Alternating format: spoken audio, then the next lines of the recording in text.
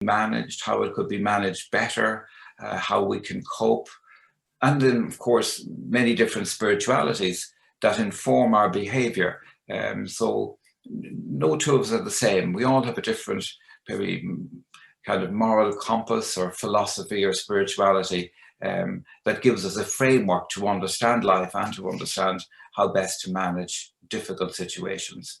But there's something for everybody here in our conversation today. So again, just let's open our hearts to each other, to the spirit that brought us here. And I genuinely believe that there is a message of hope and encouragement for all of us. And once we begin to open our hearts and our minds to the world, the answers emerge, and the messages that we're looking for, they come towards the questions that we have. So we're doing the right thing, we're in the right place, and all we need to do now is to continue to open our heart to the goodwill that's around us.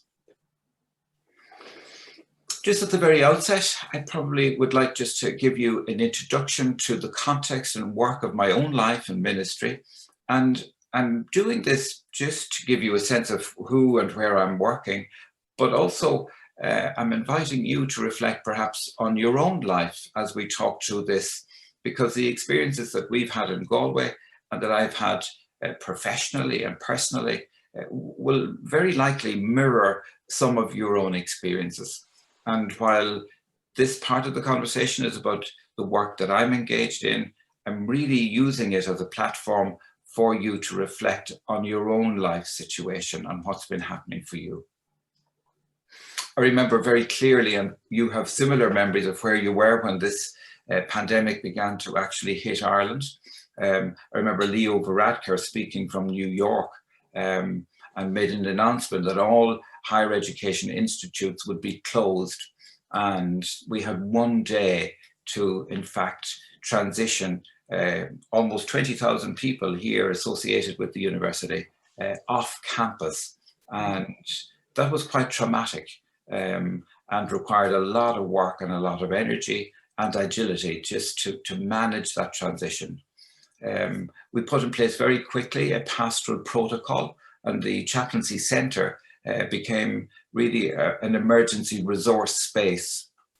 The immediate concern was to pastorally assist students who were coming to the end of their term and who were preparing at that time for exams, but who never had experienced online exam experience before. So that was a huge difficulty. So no access to the library, no access to study space, no access to the computer suites or to the labs that were so familiar to them. So just to put a package of support and care, an infrastructure really around that was the immediate kind of piece in terms of crisis management, as I now kind of look back and reflect on it. After the exams were successfully completed, we then began, like all of the people across the country, to notice that the cases in terms of COVID positive began to impact our students.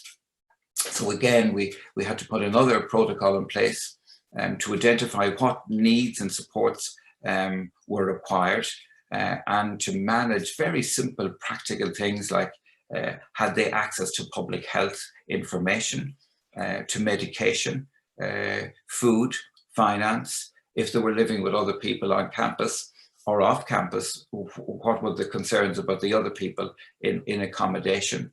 So those kind of pastoral practical pieces had to be attended to. But the final result really of our work was that we assisted students to transition into the pandemic and to readjust insofar as they possibly could at that time. Then we kind of moved what I see now as really phase two. Once the immediate crisis management had been completed, we started then to, in a more strategic way, look at an action plan for what might be coming down the road. And in fact, what we were able to do there was just to sit down together as a team, staff, right across the university, and put together pastoral and therapeutic interventions in place that would support students. I'm going to highlight a number of them. You remember the many students who were the Leaving Cert class of this year, and after the eventual wait for college places to be allocated, we had 3,500 new first-year students. So in fact, in August, we rang from the Chaplaincy Centre, we trained a team of students and PhD students and alumni, and we rang each incoming student. And there was an air of excitement really at that time among them. They were curious and happy to be coming to Galway, but in fact, their kind of enthusiasm wasn't matched because of the restrictions in the end.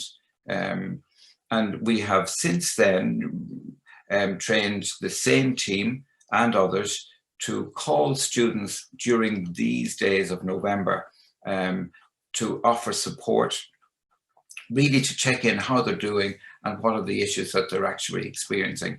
And for example, you may have heard it at a national level, funding was made available for a scheme to reach disadvantaged students. So we had over 1,000 laptops that were distributed to students in NUI Galway.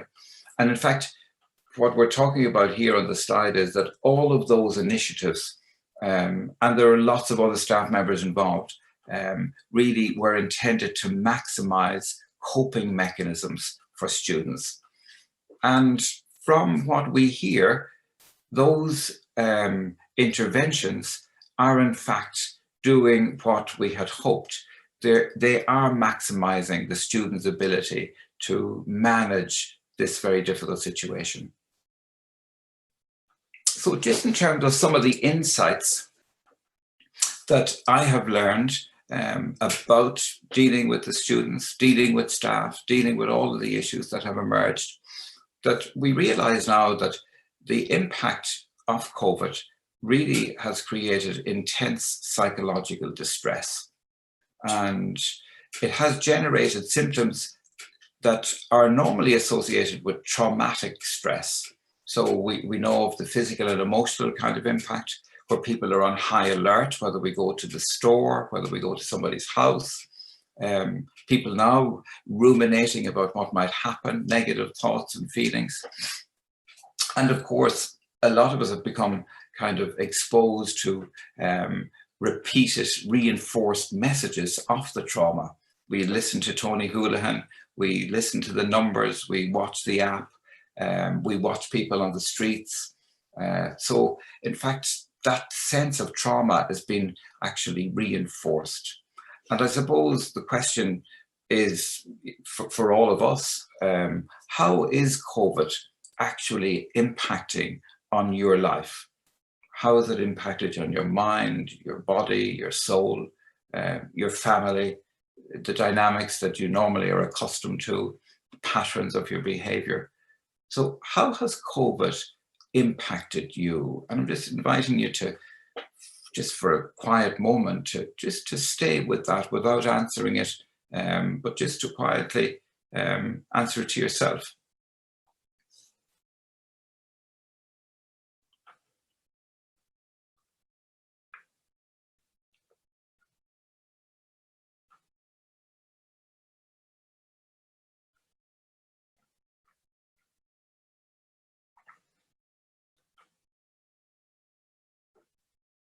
The reality for most of us is that it has had multiple consequences.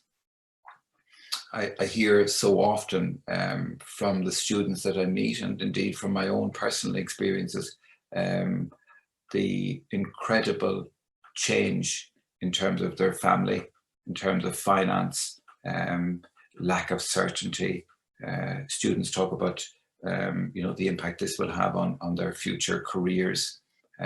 International students here who very sadly could not travel home to their place of origin, and very distressed students whose family, some members of their family had died. The best we could do here was to provide just a sacred space where they could connect with with the funeral services online. But the incredible kindness and compassion expressed by their peers in terms of being with them here and offering them kindness in many different ways as they kind of experience that kind of trauma. So COVID has impacted all of us in different ways, and not to be taken lightly. I suppose the aim in any kind of traumatic or difficult situation is to bend and not to break. So these trees here, they're typical of the landscape here in Connemara in the west of Ireland. You can imagine on the far side of that cliff, the wild Atlantic Way. And while it's beautiful in the summer, it does impact the trees, blowing them in a certain direction. But these trees are demonstrating a resilience. They're actually able to blow with the wind and not break. And the real invitation to all of us is that in the midst of all that is challenging and difficult, in the midst of all that is blowing against us in terms of the pandemic, that we have to find creatively ways to blow with the environment and not to break. And that requires creativity, it requires energy, it requires thoughtfulness, and of course reflection. But those things will actually serve us well in the end, so that we will actually sustain the energies we need and sustain ourselves through the difficulties, and hopefully come out on the other side with a spirit of hope. So we do require strategies for the long haul. I'm a runner, and I know what it's like to run a short sprint. I also know what it's like to run the long haul, the marathon. And there are different trainings required for both events. And for the pandemic, it seems that for the moment, it's a longer haul than we had presumed back in March. And so the strategies that are required, and even talking to some people earlier, we're all developing certain strategies in order to manage our way through this. But one key way, which is a therapeutic intervention, is to somehow have a psychological risk assessment for yourself. And this can be very easily engaged with. It's really about noting the changes in your behavior, in your life. And are those changes in need of attention? So in terms of your sleep patterns, are you sleeping less? Do you require more sleep? Is your sleeping disturbed? Particularly with all our schedules having new formats, people find that the routine of the day is quite different. The expectations to be up, to get up, to dress up and to turn up is certainly something that we are not required to do any longer. And the impact of that for some can be unhealthy. We in fact then look at our diet. If our schedule for the day is different, has our diet actually been interrupted as well? We hear on social media about the increase of substance abuse in terms of people who are at home, no facility for engaging socially or recreationally. So is that in fact impacting the health of our people? And even just to look at our own moods, you know, how are we managing in terms of our emotions? You know, are we becoming more irritable, more angry, less tolerant, either with ourselves or with others? And what's behind that? And how can that be managed? Even in terms of our motivation for engaging with the world and with the normal activities, do we find ourselves now maybe less able to reach out to other people? Have we got the same energy or enthusiasm? Has our energy waned from March until August? People now are kind of feeling perhaps the heaviness of the pandemic more so in November with the dark nights, and maybe, you know, the worry that Christmas is not going to be what we had hoped it might have been back in September. The whole kind of rhetoric of blaming is a dynamic that has actually become a feature among family members, trying to protect parents, for example, and family members have different perspectives on how this risk can be managed, and even the level of risk involved. Some people seem to have a very keen interest in protecting, while others maybe are on a different kind of trajectory in terms of what they believe should happen. So sometimes we blame each other, we blame ourselves, we blame the politicians. So just to notice what's happening with ourselves is really important. So just to take that time to psychologically have a look at what's happening in your life, manage the risks, and then to pay attention to the warning signs. And the warning signs really, you know, it's just being self-aware. Is there something in your life at the moment that in fact is beginning to alert you to a behavior that's unhealthy?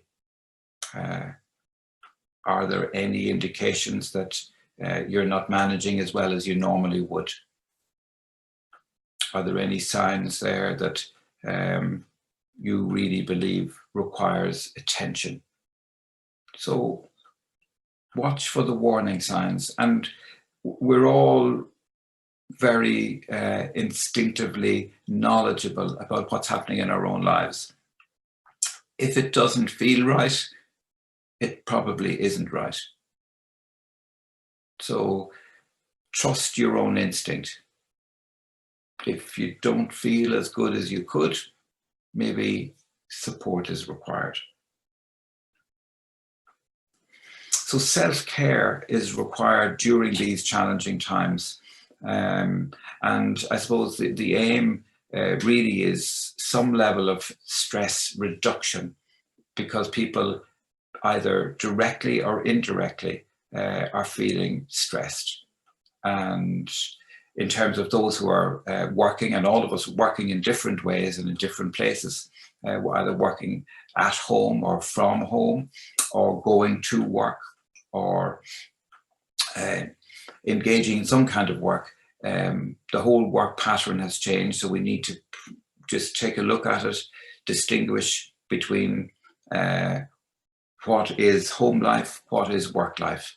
If we are working from home, have we got a space that's a designated workspace?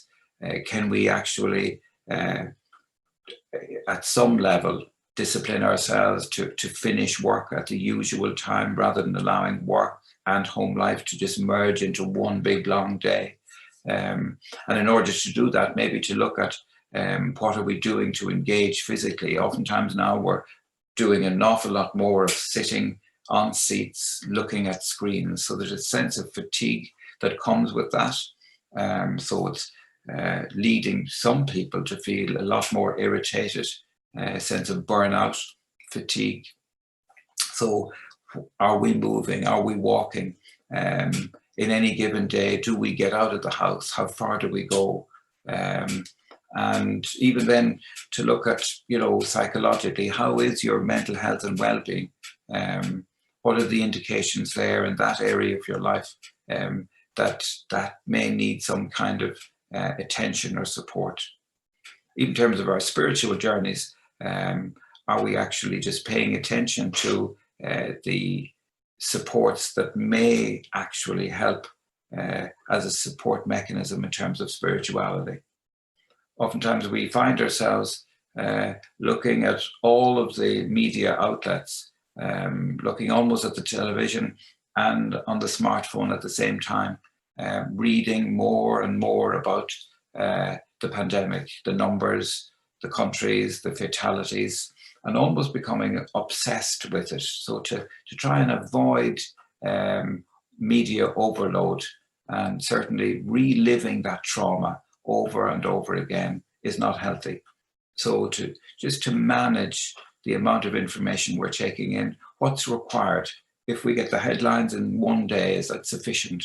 And then just to check in, like, what supports do you have available to yourself? What's that infrastructure like? Friends, family, recreation. So just to look at what supports, and at a time that's difficult for everybody, more support is required. So can you reach out there and get support? And on the other side, can you be a source of support to other people? Again, re-establishing the routine of life. Oftentimes when we're in a crisis, the routine goes. But this is the longer kind of haul, the longer journey of a crisis. So now we need to re-establish a good routine. We cannot actually suspend our lives in crisis management. The invitation now is to put in place a strategy for the long haul. What am I going to do? How am I going to do it? How do I want to live for the next 6, 9, 10 months? And to pay attention to that and to really be proactive about actually putting that together. That won't happen. We need to be proactive. Otherwise, we live haphazardly, literally from the bed to the TV to the sofa, back to the Zoom. So establishing a routine deliberately will actually help increase health and well-being. Speaking about health and well-being, positive psychology, probably many of you know, is one source of help that has been very instrumental in times of difficulty and can be certainly used during this pandemic.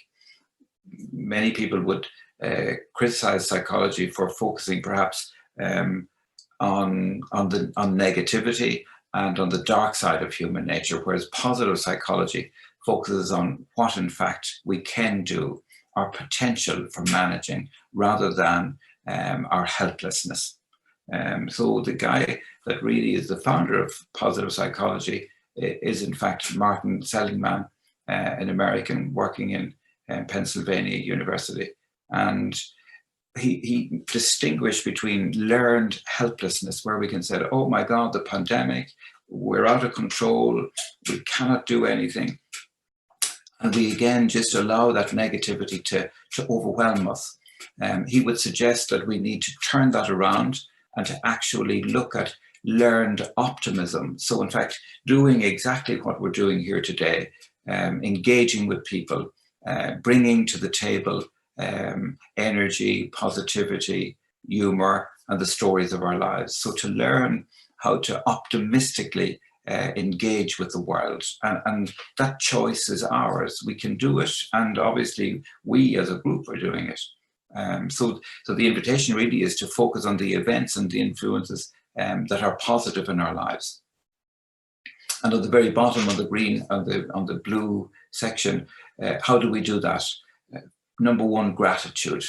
And one key way to do the gratitude really is to get a gratitude journal every night, to pencil in 3 things that I'm grateful for. And there's scientific evidence to suggest that those who do that for a period of time, in fact, have experienced better moods and greater optimism and more happiness. So just writing down, what am I grateful for today? It's very like spiritual journaling in a way, the same kind of concept. And in fact, then developing the resilience, just referring back to the trees on the Wild Atlantic Way, developing resilience. It comes simply from putting our best foot forward, engaging in activities that are nourishing and healthy for us to manage difficult situations. Developing a capacity for compassion, and really, I mentioned that example earlier about the students helping each other, just compassionate care towards other people is really, really helpful. And in terms of that, that program that Jerry mentioned here, it's called Chasseurs, and we may talk about it maybe at a later stage, but it's a key program, training students in terms of resilience and empathy, and really just inviting them to become aware of what's happening in their own lives, what's happening in the world around them, and giving to them the skills and the confidence that's required in order to deal proactively with the challenges of life that they experience for themselves in the first instance, but then obviously reaching out to other people who may be in need. And that program here in NUI Galway started as a pilot program, and now we train 500 students per year on campus. Voluntarily, they actually engage in the program, and inundated with requests, and our waiting list is continually full. Finally, the social connection, it's exactly what we're doing today, engaging with people. We're made for people, and in a world like COVID, that social connection is actually very much undermined, and there's a great appetite for people to engage. And in fact, I see it here on campus. There's a tremendous sense of loneliness. People are geographically dislocated from their normal habitat, whether that's their family, their workplace, and of course then dislocated from their natural social connected circles. So that gives rise to a gap that we can fill with unhealthy behaviours. So I'm just coming towards the end there, Jerry, and we have more that we can look at later on if needs be, but I think there's a natural stop there. Some reflective questions for people, and you can actually reflect on these for yourself or within the group. What have you found most challenging during the COVID experience? And again, if there's anything too personal there, you can keep it very broad, or you can talk about somebody else that you know, what has been the most challenging experience during COVID. And then I think here at a kind of using the positive psychology, what is the one thing that you will do to support yourself? And I see people, in their own rooms there, and perhaps you can write this down. What's the one thing that you will do to support yourself? And we don't need to confine it to one. What are the things that are in need of attention? What will you do? And how will you achieve that? So just for the moment, we might leave it like that. And as I hand back to Jerry, thanks for listening.